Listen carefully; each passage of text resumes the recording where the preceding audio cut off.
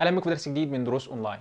ان شاء الله هنتكلم النهارده عن زمن الفيوتشر كونتينيوس تنس، زمن المستقبل المستمر. اوكي، لو انت متابع الدروس بتاعتنا بتاع التنسز عامه، فمش محتاج اقول لك ان احنا محتاجين نعرف 3 حاجات عن كل تنس او عن كل زمن. اول حاجه تكوينه ايه، تاني حاجه بنستخدمه امتى او استخداماته ايه، نستخدمه لما نكون عايزين نتكلم عن ايه او نقول ايه. تالت حاجة السؤال والنفي والتوكيد لو في الكلام ده. أول حاجة تكوين زمن الفيوتشر كونتينوس بيتكون من will be will هو will will plus be plus ving اللي هو الفيرب plus ing، يعني will be plus ving، will be plus الفيرب plus ing. تمام. طيب استخداماته هما استخدامين بساط جدا جدا جدا وسهلين. أول استخدام بيعبر عن حدث هيبقى مستمر في فترة معينة في المستقبل. تحس ان هو عكس الباست كونتينوس تنس. الباست كونتينوس بيقول لك حدث كان مستمر في فترة معينة في الماضي.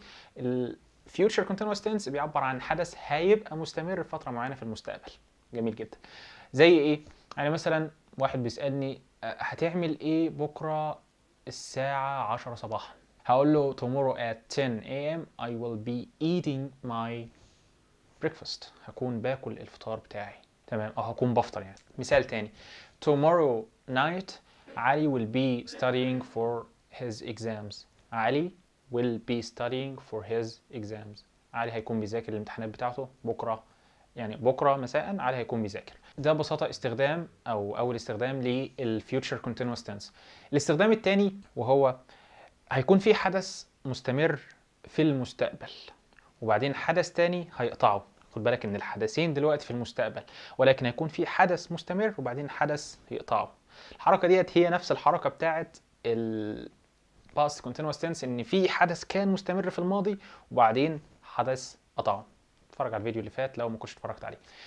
طيب زي ايه مثلا؟ واحد صاحبك مثلا مسافر بره وبعدين انت بكلمك في التليفون فبتقول له انا هبقى مستنيك لما توصل ان شاء الله. هتبقى مستنيه في المطار مثلا لما يوصل بالطياره. فهتقول له الكلام ده ازاي؟ يعني طبعا اللغه بنستخدمها او القواعد علشان نترجم الحاجات اللي احنا عايزين نقولها باللغه الاجنبيه. في ناس تقول لك انت لازم تفكر بالانجليزي ما تفكرش بالعربي. طب ماشي يا جماعه، انك تفكر بالانجليزي دي ليفل عالي شويه، لكن كبدايه او كستيب عشان توصل للليفل ده انك تترجم اللي انت عايز تقوله بالعربي بالانجليزي، وبعدين هتبقى سكند هابت بالنسبه لك ومش تحتاج انك تفكر بالعربي الاول. تمام. فانت عايز تقول له هكون مستنيك بكره لما توصل المطار. تمام. فهتقول له ايه؟ I will be waiting for you when you arrive tomorrow. تمام. I will be waiting ده الحدث المستمر، ان انت قاعد مستنيه في المطار فالانتظار مستمر. when you arrive tomorrow لما انت توصل بكره. فالحدث المستمر دلوقتي هو الانتظار. I will be waiting for you when you arrive tomorrow. تمام. ده زمن الفيوتشر كونتينوس تنس، زمن سهل كده وبسيط وجميل. السؤال عليه برضو في سؤال استفهامي وفي yes or no question. السؤال عليه what will you be doing tomorrow at noon مثلا، هتكون بتعمل ايه الظهريه؟ فهو يحكي لك يقول لك I will be watching TV. تمام. تمام. لما انت عايز بقى yes or no question تقول له will you be watching TV tomorrow noon، يعني بكره الظهريه هتكون بتتفرج على التلفزيون. فيجاوب عليك يقول لك yes I will be watching TV tomorrow noon او no I won't be watching TV tomorrow noon. زمن سهل بسيط جميل. ذاكره كويس. او الموضوع مش محتاج مذاكره، ده هو سهل جدا. will be plus الفيرب plus ing بيعبر عن حدث مستمر في المستقبل في وقت معين.